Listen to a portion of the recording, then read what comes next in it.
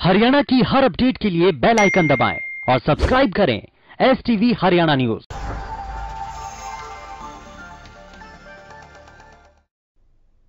नमस्कार, हल्का हलचल देख रहे हैं आप। मैं हूं नंदिनी मिश्रा आपके साथ। शुरुआत करेंगे बड़ी खबर के साथ। बड़ी खबर पलवल से आपको बताते हैं, जहां पर चलती कार में आग लग गई है। गांव अटोहा के नजदीक की घटना है, जहां पर शॉर्ट सर्किट की वजह से चलती गाड़ी में आग लगी। वक्त रहते कार से बाहर निकल गए कार सवार, वरना इस आग की चपेट में आ जाते और जान से हाथ धो बैठते। वक्त रहते कार से बाहर निकले कार सवार। भीषण आग चलती गाड़ी में लगी। शॉर्ट सर्किट की वजह से आग लगना बताया जा रहा है। गांव अटोहा के नजदीक की घटना है ये। बड़ा हादसा होते होते टला, क्योंकि वक्त रहते, देखिए इन तस्वीरों को देखिए, कितनी भयानक आग इस गाड़ी में लगी और काफी वक्त लग गया इस गाड़ी की आग को बुझाने में। गांव अटोहा के नजदीक की घटना, पलवल की ये घटना, जहां पर चलती गाड़ी में आग लगी। फायर ब्रिगेड मौके पर पहुंचा और इस गाड़ी की आग को बुझाया गया। वक्त रहते कार सवार इस गाड़ी से निकल गए, उनकी जान बच गई, अन्यथा बड़ा हादसा हो सकता था। भीषण आग, इन तस्वीरों के माध्यम से आप अंदाजा लगा सकते हैं कि कार की हालत देखिए। इस आग में कार पूरी तरीके से झुलस गई और ये आग की लपटें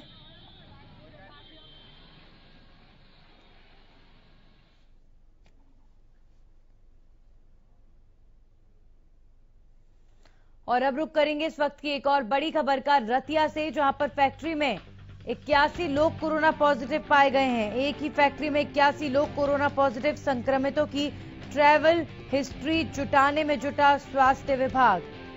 तो विभाग ने सब्जी रेडी वालों के भी सैंपल लिए हैं। फैक्ट्री में 81 लोग कोरोना पॉजिटिव पाए गए हैं। संक्रमितों की ट्रैवल हिस्ट्री जुटाने में स्वास्थ्य विभाग जुटा हुआ है। विभाग ने सब्जी रेडी वालों के भी सैंपल लिए।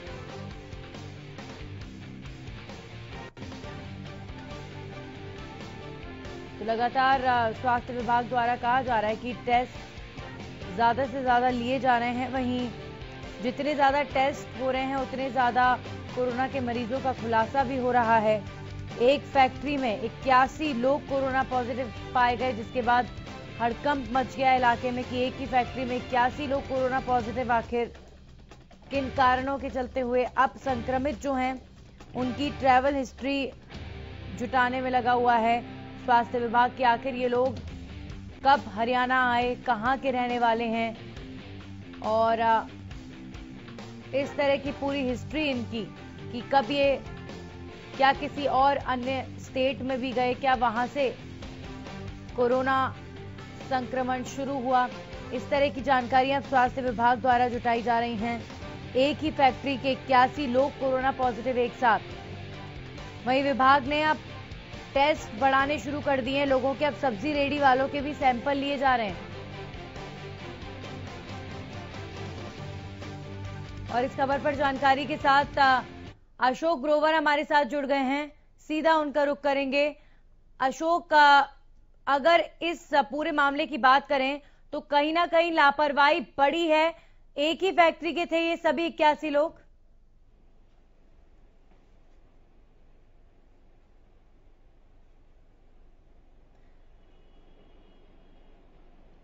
अशोक, मेरी आवाज आपको मिल पा रही है?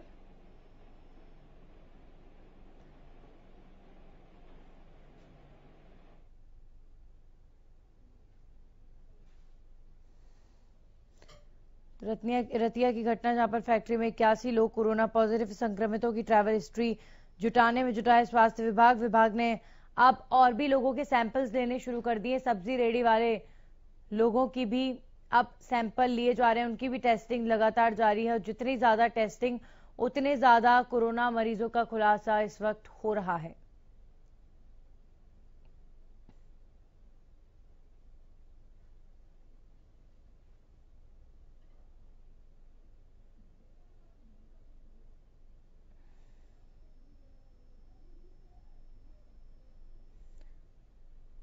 तो एक ही फैक्ट्री में 81 लोग कोरोना पॉजिटिव। आखिर कहीं ना कहीं अगर एक शख्स को आपके इर्द गिर्द संक्रमण है तो वो कब कितने लोगों को होगा इसका कोई अंदाजा ही नहीं लगाया जा सकता। अब इस फैक्ट्री में कौन सबसे पहले संक्रमित हुआ, इस बात का पता नहीं लगा सकते। और एक साथ 81 लोगों का कोरोना पॉजिटिव आना, कहीं ना कहीं अलर्ट नहीं थे ये सभी लोग। और मास्क और सोशल डिस्टेंसिंग को दरकिनार जब किया जाता है तो इसी तरीके से आप कोरोना के चपेट में आ सकते हैं। हमारे साथ अशोक ग्रोवर रतिया से जुड़े हुए हैं, उनका रुख करेंगे। अशोक, एक साथ 81 लोग पॉजिटिव आ जाते हैं एक फैक्ट्री के, कहीं ना कहीं अंदाजा लगाया जा सकता है कि एक बहुत बड़ी चूक कहीं ना कहीं हुई है जिसकी वजह से एक साथ एक ही जगह पर 81 लोग कोरोना पॉजिटिव निकले।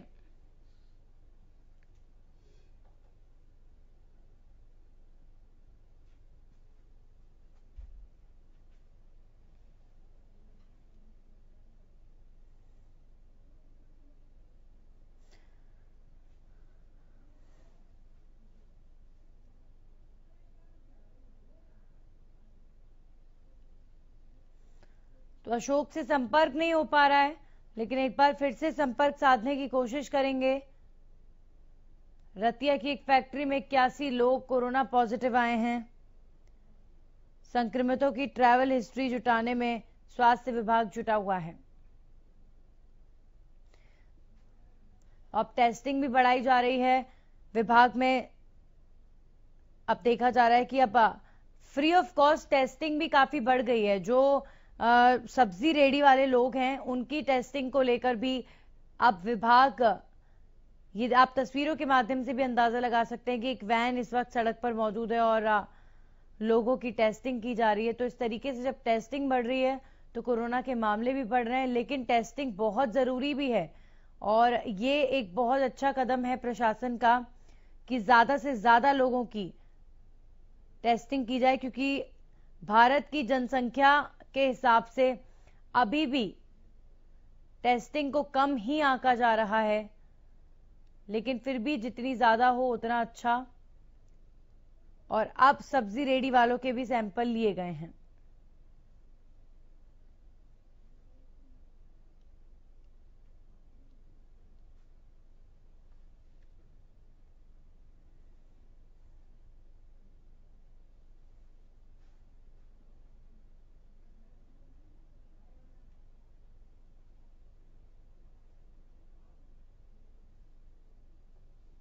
और अब आगे बढ़ते हैं खबरों में। केंद्र सरकार की ओर से लगाए गए 3 अध्यादेशों के खिलाफ किसान सड़कों पर उतरे हुए हैं।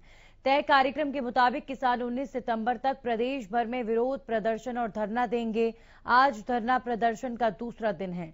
इससे पहले मंगलवार को प्रदेश के अलग अलग हिस्सों में किसानों ने प्रदर्शन किया और सरकार से 3 अध्यादेशों को वापस लेने की मांग की गई है। इसी को लेकर फतेहाबाद, कैथल, कुरुक्षेत्र, अंबाला, करनाल और गोहाना में किसानों का प्रदर्शन देखने को मिला। इसके अलावा पीपली में किसानों पर हुए लाठीचार्ज का भी जमकर विरोध किया गया।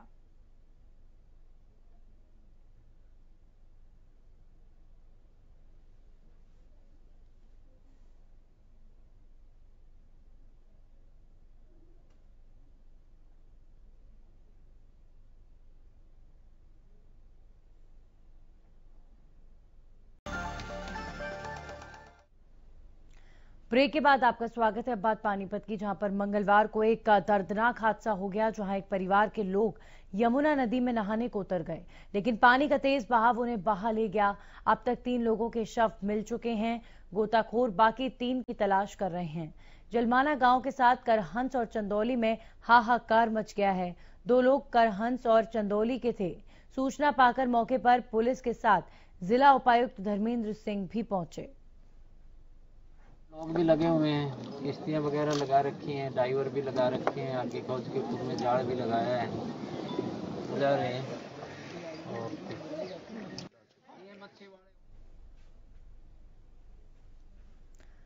और इस खबर पर जानकारी के साथ जितेंद्र हमारे साथ जुड़ चुके हैं। सीधा उनका रुख करेंगे। जितेंद्र, आखिर ये हादसा हुआ कैसे? क्या पहले से किसी तरह की कोई नोटिस या सूचना नहीं दी गई थी? किस तरह का बहाव आ सकता है, या वहां पर क्या कोई भी प्रशासनिक अमला नहीं मौजूद था जो लोगों को रोके कि ये बहाव की चपेट में आप आ सकते हो, या कुछ इस तरह का नोटिस बोर्ड? कैसे हुई ये घटना, एक बार बताएं। नंदिनी, देखिए, सबसे बड़ी बात यह है कि सुशील अपने पूरे परिवार के साथ, अपने रिश्तेदारों के साथ यमुना तटबंध पर गया था, और उसको कहीं पितरों के लिए तर्पण करने के लिए, और उसके अंदर जो है लगातार पानी कम होने के कारण, क्योंकि यमुना में अलग अलग जगह पर पानी है, उसको देखते हुए कहीं ना कहीं वो पानी में उतरे हैं। तो उसको लेकर उसकी धर्मपत्नी सोनिया, उसकी लड़की सरिता और बादल जो हैं, उसके साथ उसके रिश्तेदार भी पानी में बह गए, जिसके बाद इन तीनों के शव तो बरामद कर लिए गए हैं। फिलहाल उनके जो भतीजे हैं, गौरव, सागर और पायल, उनकी तलाश जारी है। फिलहाल इस मामले को लेकर अलग जगह से गोताखोरों की टीम बुला दी गई है, लेकिन फिलहाल इन तीनों का शव अभी तक नहीं मिला। जी बिल्कुल जितेंद्र भाई, मेरा सवाल आपसे यही है, सबसे महत्वपूर्ण बात की क्या वहां पर अब चूंकि बहाव चले ही कम था, लेकिन जो वो तट था, क्या वहां पर आसपास कोई भी मैनेजमेंट का व्यक्ति नहीं था जो उन लोगों को रोक पाता कि आप वहां तक ना जाएं? कोई गार्ड देखिए, मौजूद सबसे नहीं बड़ी था बात क्या इसके वहां अंदर पर? ये है कि इस मामले में जो है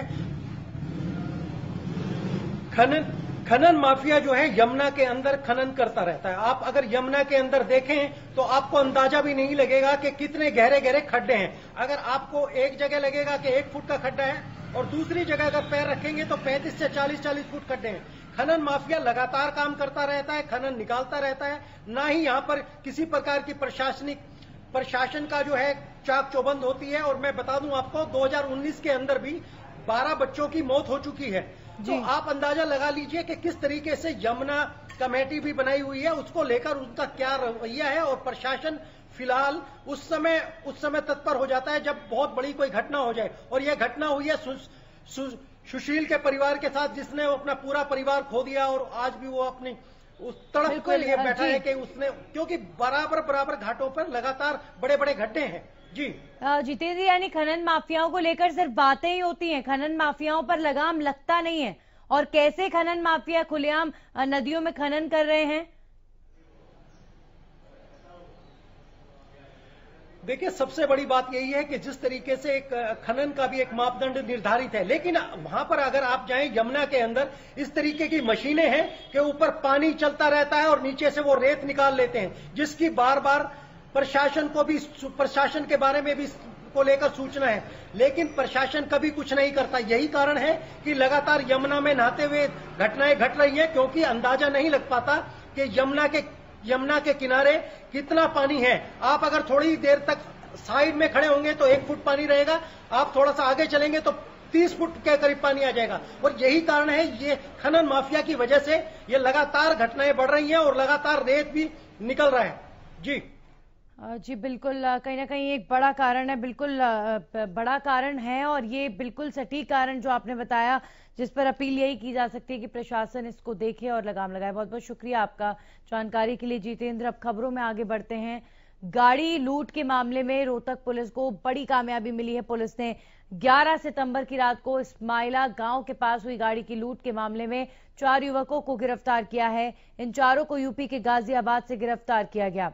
सांपला थाना पुलिस चारों युवकों को अदालत में पेश कर रिमांड की मांग करेगी, ताकि अन्य वारदातों का भी खुलासा हो सके। गिरफ्तारी के साथ ही पुलिस ने लूटी गई स्कॉर्पियो गाड़ी की बरामद कर ली है। दरअसल सांपला थाना क्षेत्र में 5 युवकों ने 11 सितंबर की रात को चालक को बंधक बनाकर स्कॉर्पियो गाड़ी, मोबाइल फोन और नकदी लूटने की वारदात को अंजाम दिया था। 11-12 सितंबर की रात को करीब रात के 2 बजे हमारे पास एक अंकित नाम का लड़का आया था, और उसने बताया कि हमारी स्कॉर्पियो गाड़ी छीन ली, जो लोनी यूपी से लेके आया था, किराए के ऊपर की थी 5-6 लड़कों ने। और केएमपी से होते हुए, टोल पे होते हुए, जब टोल क्रॉस करके जैसे ही गाड़ी को टोल क्रॉस किया, तो अंकित ड्राइवर को पीछे गाड़ी में खींच के और उसको सीट के नीचे दबा लिया और जो इस्माइला पुल क्रॉस किया तो क्रॉस करते ही उन्होंने उसको ड्राइवर अंकित को अपने हाथ पैर रस्सी से बांधकर खेतों में डाल दिया और स्कॉर्पियो को लेके वो भाग गए थे।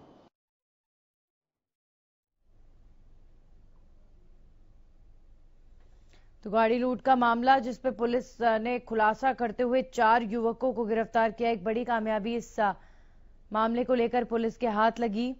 यूपी के गाजियाबाद से इन लोगों को गिरफ्तार किया गया है। उत्तर प्रदेश के सभी युवक रहने वाले थे। 11 सितंबर की रात को इन्होंने लूटपाट को अंजाम दिया था। ड्राइवर को बंधक बनाकर गाड़ी लूटी गई थी इनके द्वारा।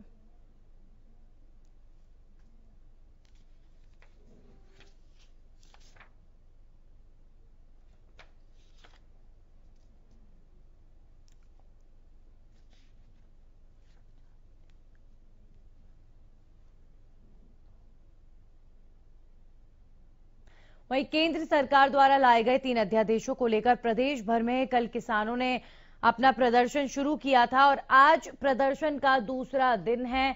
कल तमाम जिलों में किसानों का विरोध प्रदर्शन देखा गया और ये कल की तस्वीरें आपको दिखा रहे हैं। गोहाना, फतेहाबाद, कैथल, कुरुक्षेत्र, अंबाला और करनाल की तस्वीरें आप देख रहे हैं। आज दूसरा दिन है और खबर है कि 19 तारीख तक इसी तरीके से किसान धरना प्रदर्शन करते रहेंगे। और इस खबर पर जानकारी के साथ कुरुक्षेत्र से भरत सावरी हमारे साथ जुड़ चुके हैं, सीधा उनका रुख करेंगे। भरत, आज दूसरा दिन है विरोध प्रदर्शन का, किस तरह की तस्वीर कुरुक्षेत्र में नजर आ रही है? देखिए, मैं बताना चाहूंगा विरोध प्रदर्शन का दूसरा दिन जो है आज है और कल जो पूरे का पूरा घटनाक्रम दिल्ली के अंदर हुआ उसके बाद जो है कहीं ना कहीं ये जो धरने और ये प्रदर्शन जो चल रहे हैं ये प्रभावित होंगे, क्योंकि कल वहां जो है जो किसान यूनियन के गुट थे उनकी जो आपसी फूट थी वो सामने खुलकर आई। तो निश्चित रूप से आज ये बात देखने वाली रहेगी कि कितनी जगह पर जो धरने हैं वो उसी तरह रहते हैं जिस तरह कल वो शुरू हुए थे बातचीत शुरू होने से पहले। बहरहाल कुरुक्षेत्र में जो है कल किसानों ने जमकर नारेबाजी भी की और धरना भी दिया और किसानों ने कहा कि जब तक ये तीनों अध्यादेश वापस नहीं लिए जाएंगे तब तक धरने जो है यूं ही जारी रहेंगे। जी चलिए, शुक्रिया भरत जानकारी के लिए। तो जब तक ये अध्यादेश एक तरफ किसान कह रहे हैं वापस नहीं लेंगे आप, धरना प्रदर्शन जारी रहेगा। और सरकार की ओर से लगातार यही कहा जा रहा है कि ये केंद्र सरकार द्वारा लाए गए अध्यादेश हैं, किसानों के भले के लिए लाए गए हैं, ये वापस नहीं लिए जाएंगे। अब देखते हैं ये घमासान किस ओर पड़ता है। इसी के साथ इस बुलेटिन में इतना ही।